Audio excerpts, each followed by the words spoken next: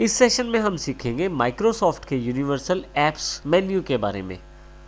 यदि हम स्टार्ट पे क्लिक करें, जो लेफ्ट साइड पे मेन्यू अवेलेबल है वो माइक्रोसॉफ्ट विंडोज 7 जैसी लुक वाला है। यदि आप राइट हैंड साइड पे देखें तो विंडोज 8 जैसा कुछ मेन्यू आपके पास अवेलेबल है, जिसमें माइक्रोसॉफ्ट की यूनिवर्सल लाइव टाइल्स के एप्स हैं। अर्थात आपको जितने भी आइकॉन यहाँ पे दिखाई दे रहे हैं वे सभी टाइल्स हैं और आपके पास ये पूरा मेन्यू टाइल्स मेन्यू कहलाता है। यदि आप यहाँ ध्यान से देखें तो कुछ आइकॉन्स छोटे हैं, कुछ बड़े हैं और आप यहाँ पे इनकी सेटिंग भी कर सकते हैं। इसके अतिरिक्त जो सबसे इम्पोर्टेंट बात है वो है इनका लाइव प्रीव्यू।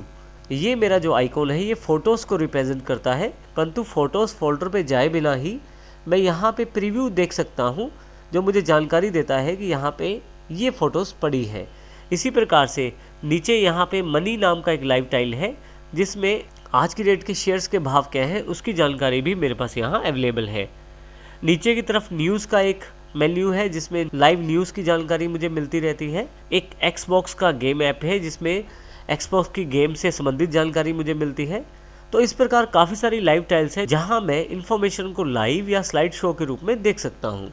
आप अपनी आवश्यकता अनुसार भी यहाँ पे टाइल्स मेन्यू में अपनी रिक्वायरमेंट के अनुसार अपनी ऐप्स के शॉर्टकट को यहाँ पे प्लेस कर सकते हैं टाइल्स के रूप में। इसके लिए जिस सॉफ्टवेयर या जिस ऐप को आप यहाँ पे टाइल्स में लाना चाहते हैं, आप राइट क्लिक करें। जैसे मैं नोटपैड पे राइट क्लिक कर देता हूँ, पिन टू स्टार्ट कर दें। जैसे ही पिन टू स्टार्ट करेंगे एक टाइल यहाँ पे अवेलेबल हो जाएगी। जैसे यहाँ पे नोटपैड का एक आइकॉन अवेलेबल हो गया है टाइल के रूप में। इसी तरह से माइक्रोसॉफ्ट वर्ड के ऐप के आइकॉन को भी यहाँ लाना चाहता हूँ। फिर से राइट क्लिक करेंगे और पिन टू स्टार्ट कर देंगे। आप देखेंगे कि इस प्रकार आप अपने ज़्यादा प्रयोग करने वाले ऐप्स के आइकॉन को टाइल्स में शामिल कर सकते हैं। आप किसी ऐप को टाइल्स मेन्यू में आसानी से ऐड कर सकते हैं ड्रैग करने के द्वारा। इसके लिए आप ऐप को सिलेक्ट करके रखें, बिना लेफ़्ट क्लिक छोड़े और ड्रैग करते हुए अपनी ऐप के आइकॉन को टाइल्स मेन्यू में ले आएँ।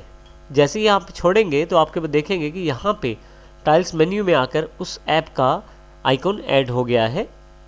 यदि आप यहाँ से किसी टाइल को हटाना चाहते हैं या आइकॉन को हटाना चाहते हैं तो उसके लिए राइट क्लिक करें। जैसे मैं नोटपैड को हटाना चाहता हूँ, अनपिन फ्रॉम द स्टार्ट कर दें।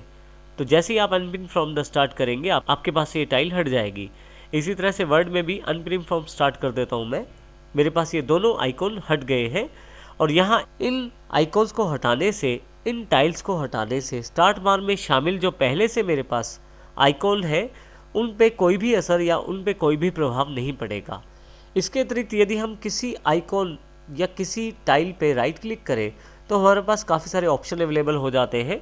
जैसे अभी हमने एक ऑप्शन किया है अनपिन फ्रॉम द स्टार्ट। इसके अतिरिक्त यदि हम किसी भी टाइल पे राइट क्लिक करें तो हमारे पास काफ़ी सारे ऑप्शन अवेलेबल हो जाते हैं। अनपिन फ्रॉम स्टार्ट ये हमने अभी किया है।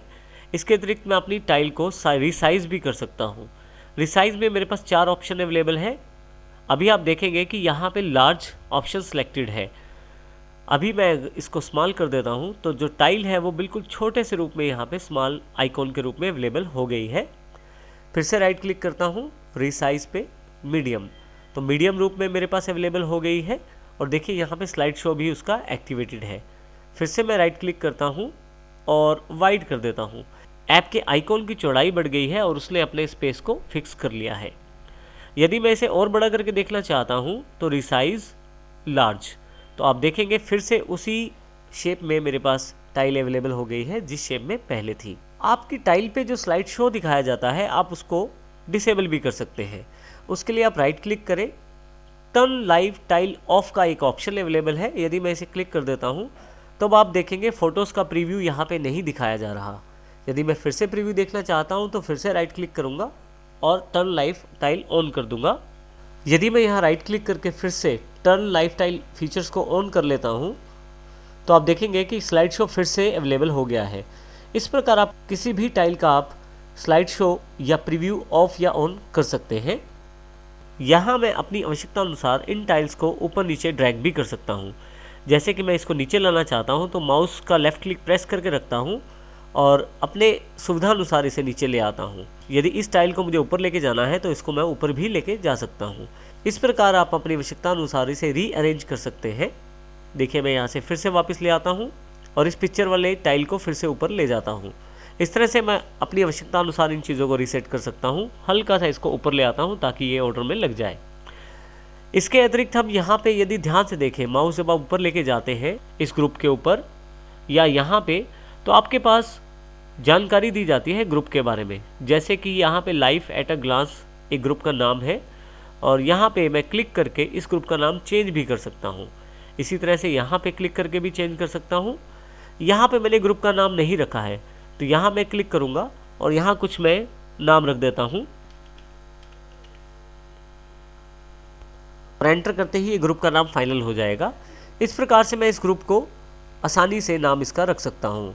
इसके अतिरिक्त मैं चाहूँ तो पूरा का पूरा ग्रुप भी मूव कर सकता हूँ। जैसे मैं यहाँ ग्रुप को ऊपर से पिक करूँगा और इस ग्रुप को ऊपर ले जाता हूँ तो देखिए ऊपर वाला ग्रुप नीचे आ गया है और नीचे वाला ग्रुप ऊपर चला गया है।